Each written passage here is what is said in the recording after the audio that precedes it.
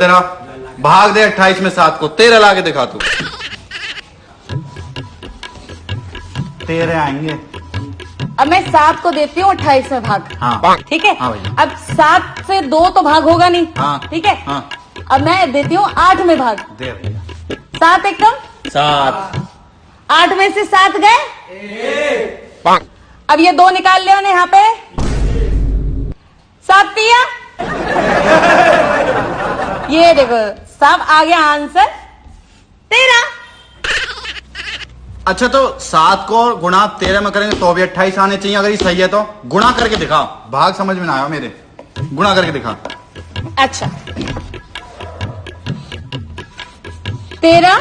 हाँ। 13 को गुणा किया मैंने 7 से। हाँ 7 दिया। 21। 7 एक 7। अब इसको जमा करेंगे नीचे 7 और 1 8 और ये ऊपर का आया 2। जोड़ करके बता। जोड़ 13 अगर तू 7 बार जोड़ेगी ना 13 तो भी 28 आने चाहिए। अगर ये सही है तो जोड़ के दिखा तू। हाँ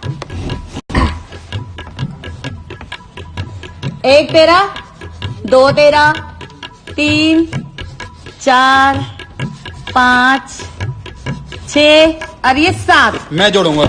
हाँ? मैं जोड़ूंगा यार। हाँ।